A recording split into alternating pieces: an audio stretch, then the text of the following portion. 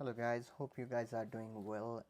आजको भिडियोमा चाहिँ म हजुरहरूलाई मसँग छ डेलको यो अप्टिक्स मोडल हेर्न सक्नुहुन्छ। डेलको अप्टिक्स मोडल यो छ र म आज चाहिँ हजुरहरूलाई यसमा कसरी चाहिँ एसएसडी र र्याम इन्स्टल गर्ने भनेर म देखाउन गइरहेको छु। यसलाई मैले अमेजनबाट मगाएको छु, एउटा एसएसडी 1 TB को र दुईटा र्याम छ 16 GB को। सो यो भिडियोमा चाहिँ म हजुरहरूलाई कम्प्लिटली कसरी चाहिँ यो खोल्ने बाटादेखि लिएर कसरी चाहिँ कम्प्लिटली यसलाई इन्स्टल गरेर रन गर्ने म त हजुरहरूलाई यो भिडियोमा देखाउने छु। यसलाई एकदमै सजिलो छ। सो फर्स्टमा यो खोलिहालेँ, अनबक्सिङ गर्छु अमेजनबाट।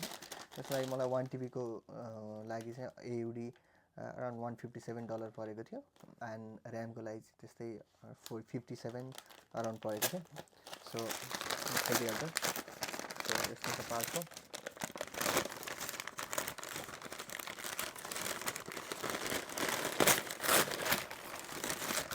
सो यहाँ छ क्रुसियलको एसएसडी। मेरो चाहिँ यो सिपियूमा चाहिँ यो जुन चाहिँ यो सिपियू छ यसमा चाहिँ हार्ड डिस्क ड्राइभको एरर आएको थियो। त्यसैले चाहिँ म यो एसएसडी र र्याम इन्स्टल गर्न गइरहेको छु। यसको लागि हेर्न सक्नुहुन्छ हामीसँग छ यो र्याम पनि छ, तर यो फिट हुन्छ जस्तो मलाई लाग्दैन। DDR3L हुनुपर्ने थियो, DDR3 मात्रै परेछ। ठिकै छ। सो अहिले चाहिँ हामी एसएसडी इन्स्टल गर्छौँ। र्याम पनि कसरी हाल्ने त म देखाइ नै हाल्छु हैन। त्यसैले अब हामी सुरु गर्छौँ खोल्नतर्फ। खोल्नको लागि चाहिँ यतापट्टि साइडमा जस्तै यो भयो, यो साइड भयो, यो साइडबाट हामी स्टार्ट गर्छौँ जस्तो चाहिँ हेर्न सक्नुहुन्छ। सो फर्स्टमा चाहिँ म यसलाई यो साइडमा राखेर यो यसरी तान्नुथि यो आउँछ इजी। म चाहिँ नजिक ल्याएर देखाइदिन्छु। अनि त्यसपछि सो यो खोल्नको लागि चाहिँ हामी फर्स्टमा गर्छौँ यसलाई सट्टै यसरी निकाल्छौँ। यो निस्किसकेपछि यो प्लगहरू निकाल्न पनि सक्नुहुन्छ। यसो तान्दा बित्तिकै आउँछ। अनि सेकेन्ड थिङ के गर्नुपर्छ भन्दाखेरि यसलाई चाहिँ निकाल्नको लागि यहाँ मुनि एउटा देख्न सक्नुहुन्छ, यसलाई चाहिँ लक गर्ने र अनलक गर्ने चाहिँ यता तान्ने बित्तिकै अनलक हुन्छ। यो ब्लू बटन देख्न सक्नुहुन्छ। यसलाई यता तान्ने अनलक भयो, त्यहाँ पनि अनलकमा लेखिएको छ। सो यसलाई अनलक गर्ने चाहिँ यसरी तान्ने बित्तिकै निस्किन्छ। अब यसमा अलिकति यहाँनिर चाहिँ अलिकति हल्का जस्तो छ। यसलाई निकाल्नलाई चाहिँ यता तानेर हल्का उठाएर यो पनि पहिले निकालिदिनु भयो भने झन् सजिलो हुन्छ। यसरी निकाल्ने, यसरी निकाल्ने हेर्न सक्नुहुन्छ। यो बाहिर सबै आयो, यसरी सट्ट तानिदियो निस्क्यो हेर्न। अब यसभित्र रहेको छ हाम्रो हार्ड डिस्क ड्राइभ। यसलाई निकाल्न लागि यसरी यो हुन्छ हैन, यो दुईटा क्लिपलाई यसरी दुईटा औँलाले प्रेस गरेर सट्ट तान्न सक्नुहुन्छ, निस्क्यो। अनि त्यसपछि छ अर्को यो भित्र चाहिँ के छ भने यो साइडको नटहरूले अड्काएको छ। यसलाई यो जुन चाहिँ उठेको छ त्यसलाई अलिकति हल्का ठेल्ने बित्तिकै यसरी निस्किन्छ। यसरी निस्किन अझै निकाल्न सक्नुहुन्छ। चारैतिरको साइडको निकालिदिन सक्नुहुन्छ। ठिक हेर्न सक्नुहुन्छ, आइसक्यो।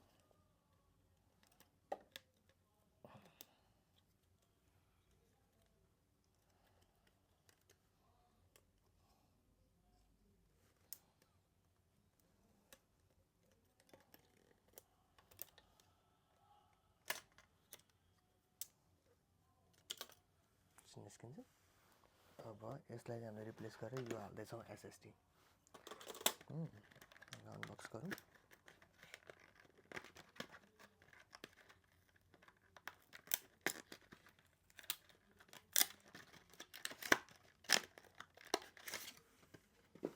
नयाँ एसएसडी छ, तर यसलाई होल्ड गर्न चाहिँ ठाउँ छैन हामीसँग।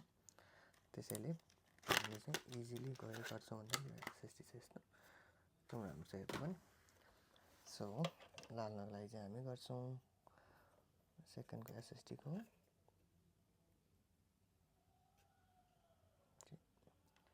एङ्गलबाट हाल्नुपर्ने रहेछ। यसलाई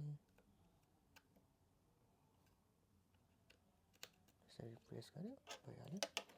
अर्को यो साटाको भयो, यो पनि साइडै भइसक्यो। यति गऱ्यो हुन्छ हैन। अब यसको लागि अब ठाउँ ठ्याक्कै लोकेसन त मिल्दैन यसले हैन, तर म यतिकै यसमै राखिदिन्छु किनभने यसलाई यस्तो प्रब्लम हुँदैन। जस्ट होल्ड गर्ने मात्रै यसको इन्टेन्सन। सो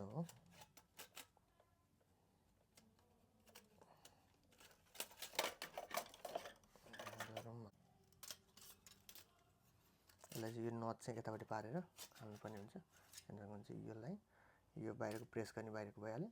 यो साइडको यस्तो लक हेर्न सक्नुहुन्छ, त्यसलाई मिलाएर यसरी सट्टा हालिदिनु यसलाई यतिकै हाल्दै हुन्छ हैन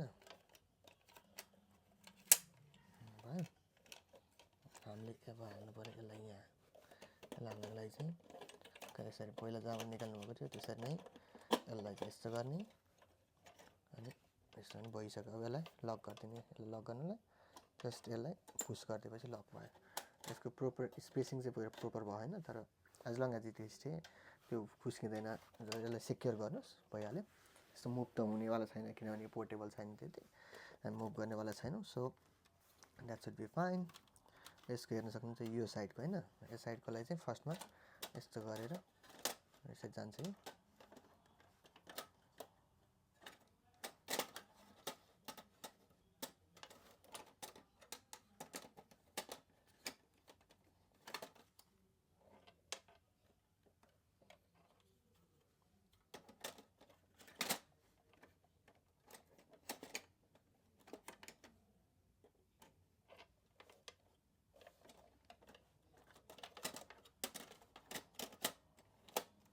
यहाँ माथिबाट चाहिँ हाल्नु पर्ने रहेछ सजिलो हुन्छ यसरी फर्स्टमा यहाँबाट बिचबाट हाल्नुहोस् हल्का तल झारिदिनुहोस् हल्का यस लक हुन्छ द्याट्स इट अनि त्यसपछि अब हामी यसलाई चाहिँ अहिले निकालेको फेरि हाल्छौँ सकेसम्म जुन हाल्यो नि त्यति फरक पर्दैन तर लास्टको जुन निकाले चाहिँ त्यही हालिदिनुहोस् हैन यसलाई यसरी हेरेर यो कुनापट्टिको यसरी जान्छ नट्स फिक्स भयो अनि यतापट्टिको सरी ऱ्याम देखाउनु बिर्सेँ चाहिँ ऱ्यामको लागि म फेरि एकैछिन क्विक एकैछिनमा सक्छ निकालेर हालिदिएँ अनलक गर्ने यसरी निकाल्ने हजुर देखिहाल्नु भयो ऱ्याम चाहिँ यहाँ छ हैन हेर्न सक्नुहुन्छ ऱ्यामभित्र छ सेतो बटनमा यसरी प्रेस गर्नु थियो यसरी टक्क निस्किन्छ ऱ्याम र यो ऱ्याम त हुँदैन सो यसलाई हाल्ने चाहिँ के छ भने सेतोमा राखेर कहाँबाट निकाल्नु त्यो यसरी निकाल्नु हैन सेतोमा राखेर यसरी दुईतिर ऱ्याम टक्क पोजिसनमा हाल्ने अनि त्यसपछि तपाईँले यसलाई नचमा केही पनि गर्नु पर्दैन जस्ट प्रेस गर्ने बित्तिकै आफै नच लाग्छ वेल यसरी प्रेस गर्ने नच लाग्यो आफै अटोमेटिक लाग्छ यति नै हो गाइज यसो मैले चाहिँ ऱ्याम रङ अर्डर गरेँ DDR3L वाला लङवाला चाहिँ अर्डर गर्नु पनि सर्ट भएछ यसलाई रिप्लेस गरौँला केही छैन ठिक यो के भएछ नि अहिले जोडसँग निकालिएछ अनि यो बाहिरको यो समेत निस्केको रहेछ अनि यसले चाहिँ स्पेस नपाएर त्यस्तो भएको रहेछ त्यस्तो हुनसक्छ कहिले कि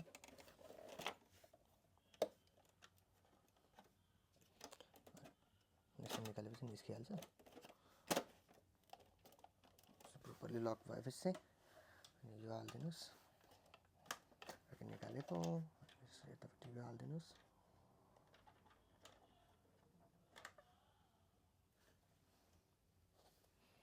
यसको लागि चाहिँ टेक्निक के छ भने यो कतापट्टि बेन्ड भएको छ त्यतापट्टि पनि कतापट्टि बेन्ड भएको छ जस्तै यतापट्टिको बेन्ड भएको रहेछ यसरी मिलाएर हालिदिएको सट्ट छिर्छ द्याट्स इट भयो अनि यसलाई क्लोज गर्नको लागि चाहिँ कता निकालेको थियौँ यो भनेर हेर्ने हैन यताबाट निकाल्यो होला मोस्ट प्रोबेबली अनि साइडको हाल्ने